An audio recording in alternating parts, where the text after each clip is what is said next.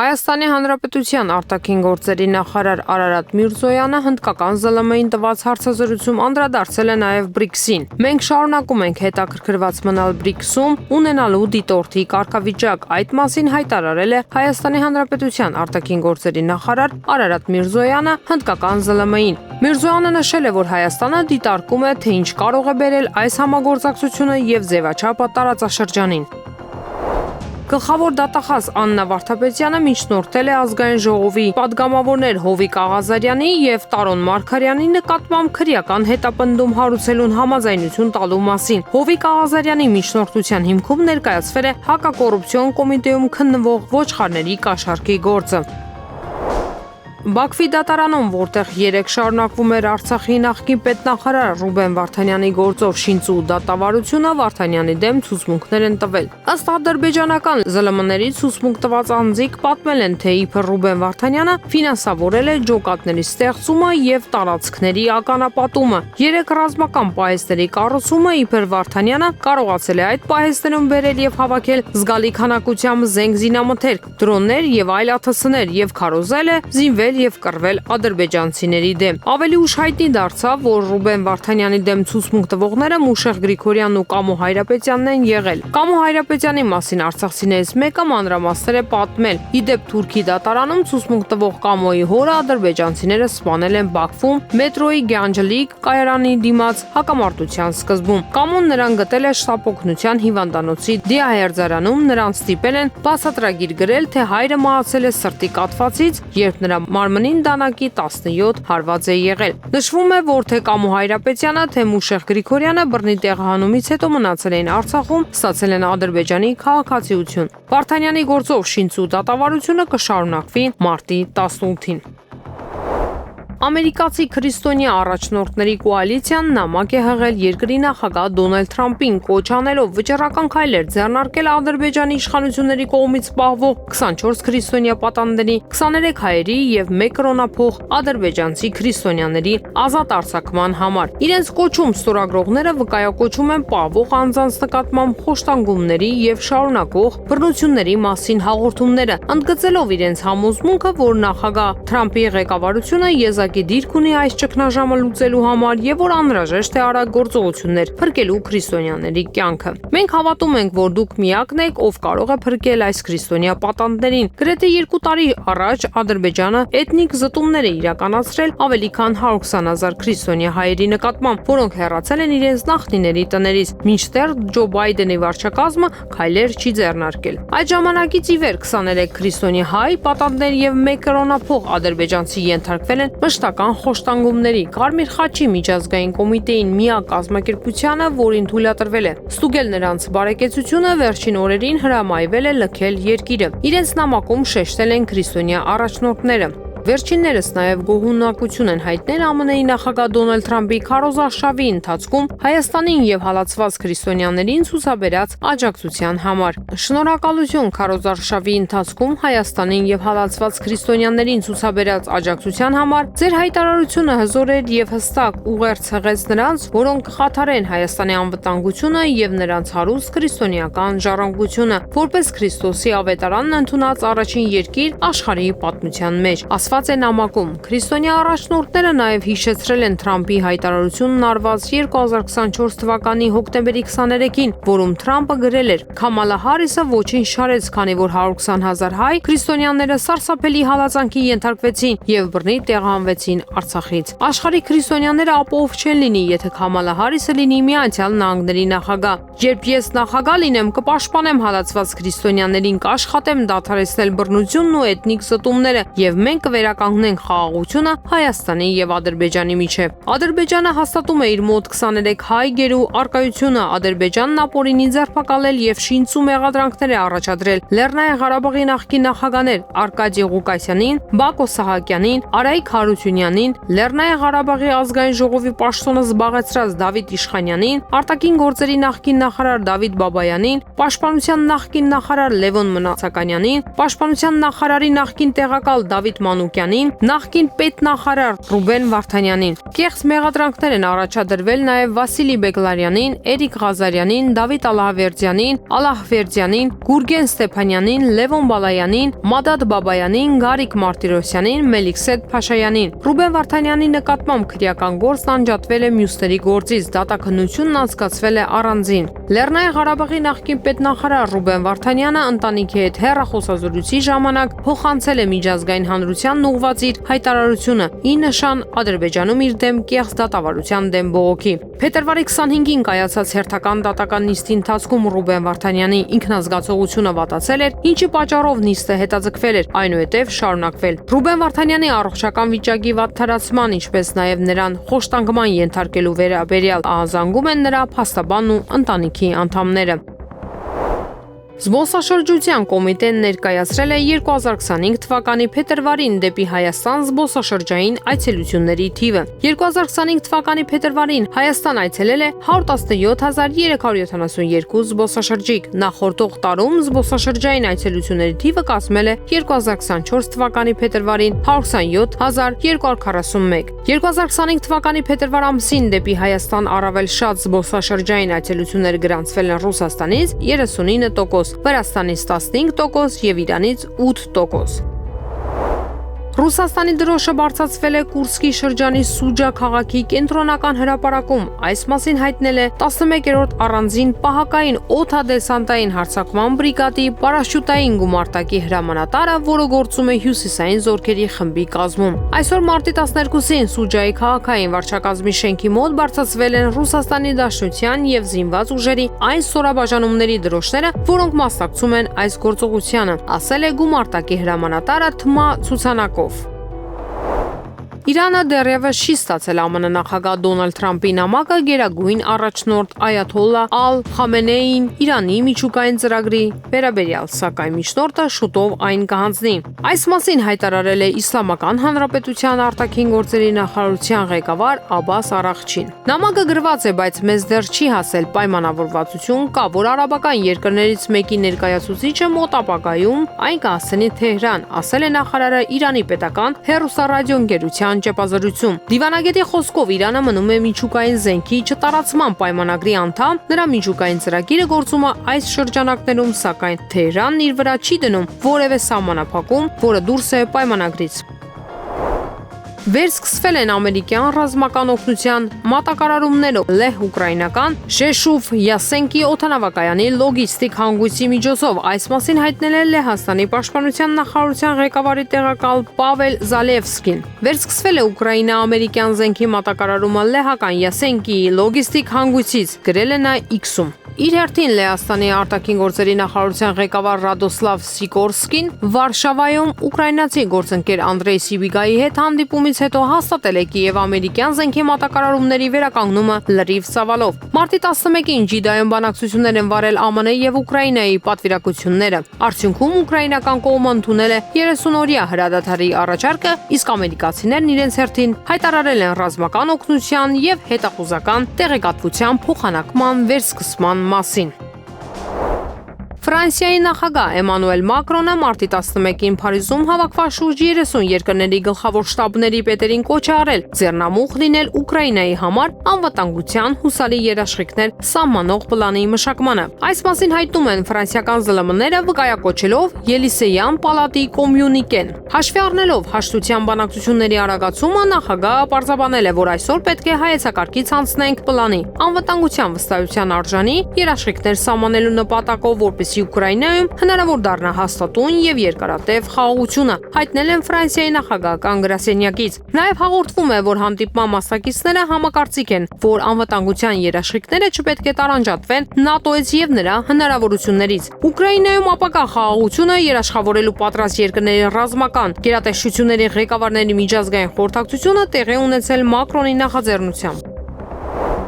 Իլոն Մասկի տրանսգենդեր դուստրը Վիվիան Ուիլսոնը քննադատել է իր միլիարդատեր հորը իբր իր երեխաների համար ընտրովի արտամարմնային բեղնավորում էկո կիրառելու համար։ Իմ սեռը ծննդյան ժամանակ ապրանք էր, որը գնվում եւ վաճառվում էր։ Դրա համար էլ երբ ես մանուկ հասակում կանացի էի, իսկ հետո դարձա տրանսգենդեր, ես դեմ էի այն ապրանքին, որը վաճառվում էր, գրել է 20-ամյա երիտասարդը Trade Zoom։ Այդ առնականության ակնկալիքը, որի դեմ ես ստիպված էի ըմբոստանալ իմ ամբողջ կյանքում, դրամական գործարք էր, ինչպես է դա օրինական, գրողը տանի։ Ուիլսոնը հրապարակավ հայտնել է որպես տրանսգենդեր 2022 թվականի հունիսին, երբ նա դիմել է անուն փոխելու հարցում եւ վերցրել մոր ազգանունը Ջասթին Ուիլսոն։ Հայտարարության մեջ որպես պատճառ նշվում է գենդերային ինքնությունը եւ այն փաստը, որ ես այլևս չեմ ապրում եւ չեմ ցանկանում որևէ կերպ կամ որևէ ձև կապված լինել իմ կեսաբանական հոր հետ։ 2 տարի անց 53-ամյա Մասկը պնդել է, որ իրեն խաբեությամբ ստիպել են թույլ տալ Վիվիանին բժշկական սեռափոխություն կատարել։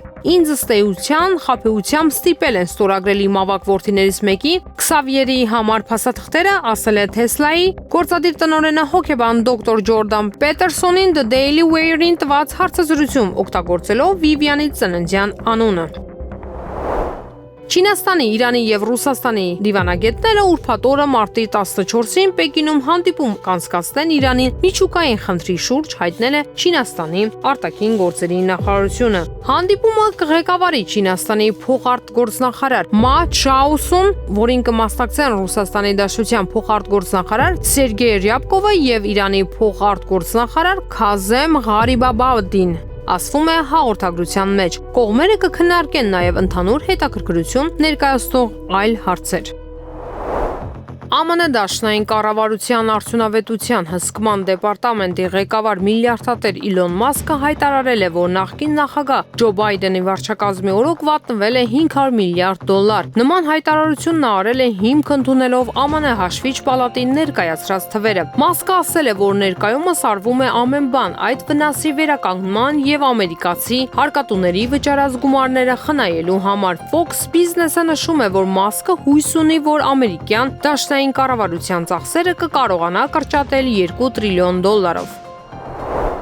Միացյալ Նահանգները եւ Ուկրաինան ավարտել են բանակցությունները Ջիդդայում եւ դրանք երկրորդ օրով երկարաձգելու ծրագրեր չկան, գրում է Financial Times-ը։ Ավելի ուշ կողմերը համատեղ հայտարարություն կներկայացնեն։ Ջիդդայում Միացյալ Նահանգներ Ուկրաինա բանակցությունները դրականորեն արդյունավետ էին, հայտարարել են Սպիտակ տանը։ Բանակցությունների առաջին փուլի ընթացքում քննարկվել է մասնակի հրադադարի հարցը, որը վերաբերում է միայն երկնքին եւ ծովին, հայտնում է Սսփլայնը հղում անելով աղբյուրին։ Թե ինչպես է ԱՄՆ-ն արձագանքել այս առաջարկին չի նշվում։ Կողմերը քննարկել են նաև ընդերքի համաձայնագիրը եւ ռեսուրսների հետ կապված հարցեր։ ԱՄՆ պետքարտուղարությունը լավատեսություն է հայտնել, որ Սաուդյան Արաբիայում կայացած երկխոսությունը կնշանավորվի մարդկության համար աներևակայելի դրական լուրերով։ Մարդու իրավունքների պաշտպան Անահիտ Մանասյանը Ստրասբուրգ կատարած աշխատանքային այցի շրջանակներում մարտի 11-ին հանդիպել է Եվրոպայի խորհրդի մարդու իրավունքների հանձնակատար Մայքլ Օֆլահերթիի հետ, հայտնում է ՄԻՊ-ի աշխատակազմից։ Զրուցակիցներն անդրադարձել են մարդու իրավունքներին առնչվող մի շարք հարցերի, այդ թվում խտրականության, ատելության խոսքի, անհանդուրժողականության, մթնոլորտի հաղթարման, ազատությունից զրկման վայրերում իրավունքների պաշտպանության ուղղությամբ իրականացվող աշխատանքներին։ Քննարկվել են ՄԻՊ հաստատությունների եւ իրավապաշտպանների գործունեության երաշխավորման համար անվտանգ միջավայրի առկայության կարեւորությանն առնչվող հարցեր։ Պաշտպանը հատուկ անդրադարձ է կատարել Ադրբեջանում կամայականորեն պահվող էթնիկ հայերի նկատմամբ իրականացվող գործընթացների մարդու իրավունքների տեսանկյունից խնդրահարույց լինելու հանգամանքին։ Անահիտ Մանասյանն ընդգծել է նաև քաղաքացիական հասարակության կազմակերպությունների հետ պաշտպանի եւ ՄԻՊ հաստատության համագործակցության կարեւորությունը։ Ի թիվս այլնի քննարկվել են մարդու իրավունքների պաշտպանության եւ խթանման ոլորտում համագործակցությունն ընդլայնելու հնարավորությունների հետ կապված հարցեր, ասված է հաղորդագրության մեջ։ Ժամը 6-ի դրությամբ որոնողափրկարարական աշխատանքները մեկնարկել են դեպքի վայր են մեկնել ներքին գործերի նախարարության փրկարարական ծառայության մարզային փրկարարական վարչության օպերատիվ խումբը, Հրշեջ փրկարարական ջոկատից 1 մարտական հաշվարկ եւ 1 օպերատիվ խումբ։ Որոնողափրկարարական աշխատանքներին ներգրավել են 17 փրկարարական ծառայող, փրկարարական ուժերի վարչության հատուկ նշանակության, փրկարարական աշխատանքների իրականացման կենտրոնի 13 փրկարարական ծառայող, Արագածի հեկի 1 աշխատակից եւ ալպինիզմի եւ լեռնային տուրիզմի հայկական ֆեդերացիայից 4 ալպինիստ։ Աշխատանքներին ներգրավել են նաև Armenian Helicopters ընկերության 1 ուղղաթիռ։ Ժամը 10:15-ին փրկարարները հայտնաբերել են որոնվող քաղաքացու դին։ Ադրբեջանցիները քանդել են օկուպացված Արցախի հանրապետության կառավարության շենքը։ Այս մասին տեղեկանում ենք Telegram-յան ալիքներից։ Դեռ ամիսներ առաջ նրանք կառավարության շենքի վրայից հեռացնում էին Արցախի զինանշանը։ Ավելի վաղ նրանք քանդել էին նաև Արցախի ազգային ժողովի շենքը, այլ շենք-շինություններ, բնակելի թաղամասեր։ Հայաստանն այս պահին բավականին դինամիկ երկխոսություն է վարում Թուրքիայի հետ։ Այս մասին հնդկական Վիոն լրատվամիջոցին տված հարցազրույցում հայտարարել է Հայաստանի Հանրապետության արտաքին գործերի նախարար Արարատ Միրզոյանը։ Հայաստանը 4 հարևան ունի, մեկ արևելյան հարևանը Ադրբեջանն է, որի հետ մենք փորձում ենք հաստատել խաղաղություն եւ միջպետական հարաբերություններ, շրջելով տարածաշրջանում թշնամանքի էջը։ Մեր արևմտյան հարևանը Թուրքիան է, որի հետ Հայաստանի սահմանները փակ են արդեն 3 տասնամյակից ավել։ Այս պահին մենք բավականին դինամիկ երկխոսություն ենք վարում Թուրքիայի հետ, որի նպատակն է երկու երկրների միջև դիվանագիտական հարաբերությունների հաստատումը եւ սահմանների բացումը։ Մինչ այժմ մեզ հաջողվել է որոշակի փոքր, բայց շոշափելի քայլեր կատարել, սակայն մի շարք պայմանավորվածություններ դեռ չեն իրականացվել, ասել է նա։ Միրզոյանը նշել է, որ արդեն համաձայնեցրել են սահմանը նախ պետք է բացվի երրորդ երկրների քաղաքացիների, ինչպես նաեւ Հայաստանի եւ Թուրքիայի դիվանագիտական անձնագիր ունեցողների համար։ Վերջին կետն առայժմ կյանքի չի կոչվել, բայց մենք շարունակում ենք երկխոսությունը եւ եւս մեկ անգամ, եթե հարաբերությունները լիովին կարգավորվեն, դա շահավետ կլինի ոչ միայն երկու երկրների, այլև տարածաշրջանի եւ դրա սահմաններից դուրս գտնվող մի շարք այլ դերակատարների համար։ Մեր մյուս երկու հարևանների՝ Հյուսիսում Վրաստանի եւ Հարավում Իրանի հետ երկար տարիներ շարունակ շատ լավ հարաբերություններ ենք ունեցել եւ կենտրոնացած ենք այդ կապերի խորացման վրա։ Մենք հասկանում ենք, որ դուք հատկապես հետաքրքրված եք Իրանի հետ հարաբերություններով, քանի որ աշխարհագրական տեսանկյունից, երբ դիտարկում ենք Հնդկաստանն ու Հայաստանը, ակնհայտ է, որ մենք ձգտում ենք խորացնել մեր կապերը։ Իհարկե, պետք է ուշադրություն դարձնենք նաև այն երկրներին, որոնք գտնվում են մեր միջև։ Եվ Իրանն անկասկած այն երկիրն է, որի հետ համագործակցությունը խորացնելու ենք, մեծ հետաքրքրություն ունենք, այդ թվում ձեր նշած եռակողմ ձևաչափում, հավելել է Հայաստանի Հանրապետության արտաքին գործերի նախարարը։ Վրաստանի դատարանը նախկին նախագահ Միխայիլ Սաակաշվիլիին դատապարտել է 9 տարվա ազատազրկման, 9 միլիոն լարիի մոտ 3.2 միլիոն դոլար բյուջետային միջոցների յուրացման գործով, հայտնում է Մտավարին։ Սաակաշվիլին նաև 3 տարով արգելել են զբաղեցնել պետական պաշտոններ։ Նախկին նախագահին մեղադրանք է առաջադրվել դեռ 2014 թվականին, երբ նա գտնվում էր ԱՄՆ-ում։ Ըստ քննիչների Սաակաշվիլին բյուջեի միջոցները ծախսել է անձնական կարիքների վրա։ Մասնավորապես ըստ դատախազության խոսքը վերաբերում է հյուրանոցների վճարմանը, Իտալիայում զբոսանավերի վարձույթին, խոհարարի, մերսողի ծառայությունների վճարմանը եւ այլն։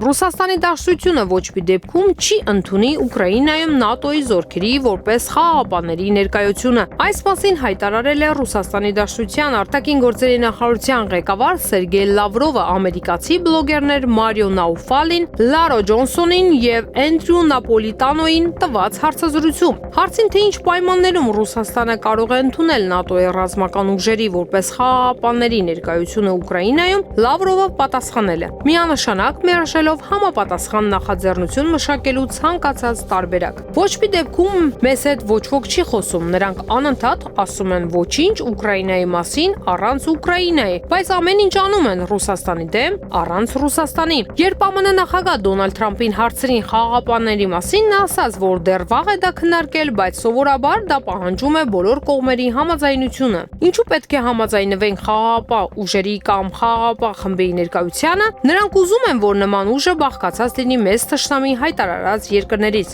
Նրանք կգան այնտեղ որպես խաղաղապահներ, ասել է նախարարը։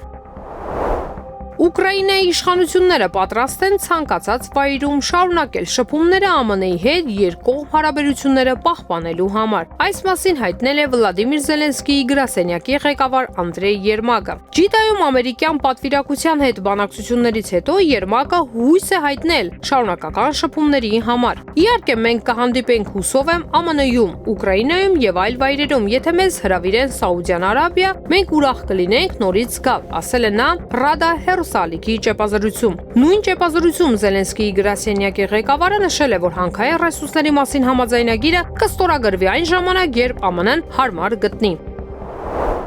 ԱՄՆ միջազգային զարգացման գործակալության USAID ղեկավարությունը հրամայել է աշխատակիցներին ոչնչացնել փաստաթղթերը, առաջին հերթին պաշտոնական։ Այս մասին հայտնել է Politico պարբերականը հղում կատարելով ծառայողական շրջաբերականին։ USAID գործադիր տնօրենի պաշտոնակատար Էրիկա Քարը կարգադրել է անընդհատ մանրացնել եւ այրել փաստաթղթերը, որոնք գտնվում են գործակալության Վաշինգտոնի կենտրոնակայանի արխիվում։ Գաղթի պահարանների նյութերը եւ անձնական թղթապանակները ենթակա են անհապաղ ոչնչացման։ Բացի արխիվների ոչնչացումից, դրանց զբաղեցրած տարածքները եւս կփոխանցվեն այլ գերատեսչությունների՝ ԱՄՆ իմիգրացիոն եւ մաքսային ոստիկանությանը։ Միացյալ Նահանգները նաեւ դադարել է ֆինանսավորել ՄԱԿ մարդու իրավունքների գծով գլխավոր հանձնակատարի վարչության որոշ նախագծերը, այդ թվում Ուկրաինայի վերաբերյալ, ինչը հանգեցրել է մի շարք ծրագրերի փակման։ ԱՄՆ նախագահ Դոնալդ Թրամփը ըստ ամենայնի հետ է կանգնել ավելի վաղ հայտարարված կանադական մետաղների մաքսատուրքերը կրկնապատկելու մասին։ Իր խոստումից, որոնք այսօր ցնցել են շուկաները, հայտնում է NBC News-ը։ Թերևս այդպես է, պատասխանել է Թրամփը լրագրողների այն հարցին, թե արդյոք նա կնվազեցնի կանադական պողպատի եւ ալյումինի մաքսատուրքերը, որոնք ինչպես Թրամփը խոստացել էր 25-ից 50% կկազմեն։ Մաքսատուրքերի ուժի մեջ մտնելու ժամկետների առնչությամբ ԱՄՆ նախագահն ասել է. «Ես ձեզ կտեղեկացնեմ»։ Ավելի վաղ Թրամփը սպառնացել էր կրկնապատկել կանադական պողպատի եւ ալյումինի մաքսատուրքերը սկսած չորեքշաբթի օրվանից ի պատասխան Օնտարիոյի նահանգին մատակարարվող էլեկտրաէներգիայի վրա 25% մաքսատուրքի սահմանման։ Դա նախորդել էր Օնտարիոյի վարչապետ Դուգ Ֆորդի Կանադայից էլեկտրաէներգիայի ներմուծման հավելավճար սահմանելու խոստումից հրաժարվելուն։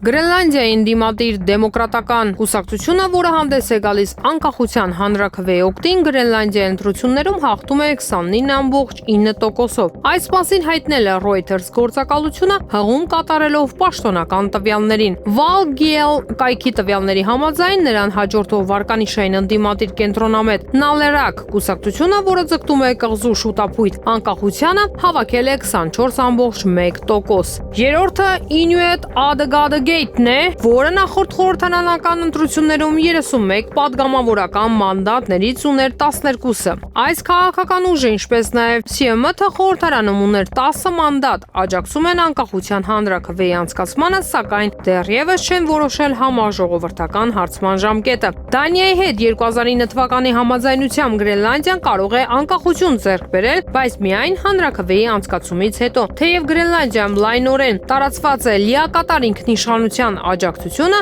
ոմանք վստահ չեն, թե ինչ կնշանակի դա կղզու պաշտպանության եւ տնտեսության համար, եթե նա որոշի գործել ինքնուրույն, նշվել է հրապարակման մեջ։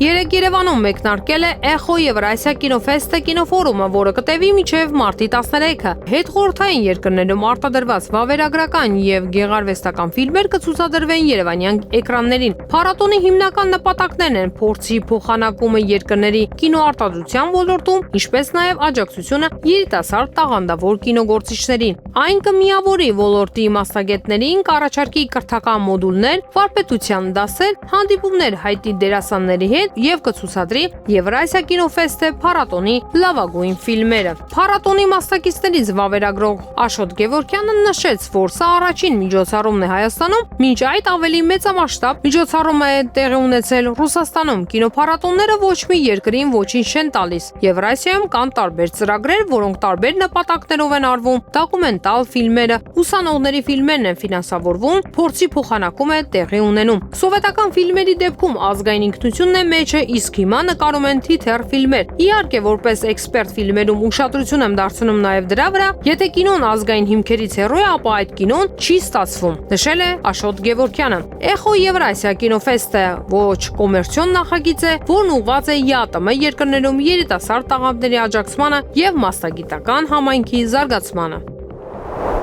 Պակիստանի անվտանգության ուժերն ազատել են գրոհայինների կողմից առևանգված գնացքի 155 ուղևորի, անորոշ է մնում դեռևս 300-ի ճակատագիրը։ Ընդ որում օպերացիայի ժամանակ 30 ծայրահեղականներ են սպանվել ուժայինների կողմից։ Ծայրահեղականները պայթեցրել են երկաթգիծը, իսկ հետո կրակ բացել գնացքի վրա։ Վիրավորվել է վագոնավարը։ Հարձակման ժամանակ տեղի ունեցել փոխհրաձգություն գնացքի անվտանգության ծառայության աշխատակիցների եւ զինյալների միջև։ Այս մասին հայտնում է տեղական մամուլը, հղում անելով իրավապահ մարմինների աղբյուրներին։ Ուժայինները շարունակում են մնացած ուղևորներին ազատելու գործողությունը, հայտնի չէ նաեւ ուղևորներին պատանդ վերցրած ծայրահեղականների ստույգ թիվը։ Հաղորդվում է, որ ազատ արձակված 17 պատանդ հոսպիտալացվել է անհետաձգելի բժշկական օգնության համար։ Միջազգային մամուլը հայտնում է, գրոհենների հարձակումներից հետո գնացքը պարտադրաբար քշել են դեպի հեռավար Աֆղանստանի եւ Իրանի սահմանի մոտ։ Պատանդներին ազատելու հատուկ գործողության մեկնարկից հետո զինյալները բաժանվել են փոքր խմբերի։ Պակիստանի ուժայինների օպերացիան երբեմն բարդանում է, քանի որ գրոհենները պատանդներին օգտագործում են որպես կենդանի վահան։ Իտալիայի չեմպիոն Միլանի Ինտերի կիսապաշտպան Հենրիխ Մխիթարյանը սոցիալական ցանցերում լուսանկար է հրապարակել Ֆեյենորդի դեմ Չեմպիոնների լիգայի 1-8 եզրափակիչի պատասխան խաղից։ Ինտերը տանը 2-1 հաշվով հաղթել էր հոլանդական Ֆեյենորդին եւ դուրս եկել քառորդ եզրափակիչ։ Հայաստանի հավաքականի նախկին ավագը մասնակցել էր ամբողջ հանդիպմանը։ Առաջին խաղում Ինտերի Ֆեյենորդին հաղթել էր 2-0 հաշվով։ Քառորդ եզրափակիչում Ինտերի մրցակիցը կլինի Մյունխենի Բավարիան։ Իսկ այժմ մարզական լուրերից շախմատի Եվրոպայի անհատական առաջնությունում Հայաստանը ներկայացված կլինի 10 մասնակցով։ Ռումինիայի Ֆորի քաղաքում կայանալիք Եվրոպայի անհատական առաջնությանը կմասնակցեն Շանթ Սարգսյանը, Հայկ Մարտիրոսյանը, Արամ Հակոբյանը, Ռոբերտ Հովանիսյանը, Գաբրիել Սարգսյանը, Արտուր Դավթյանը, Սարգիս Սարգսյանը, Վահան Նալբանդյանը, Արսեն Դավթյանը, Հայկ Երիցյանը։ Շախմատի Եվրոպայի անհատական առաջնությունն անցկացվում է Ռումինիայում։ Այն կմեկնարկի մարտի 15-ին եւ կեզրափակվի 26-ին։ Մրցաշարին ընդհանուր առմամբ մասնակցում է 390 շախմատիստ։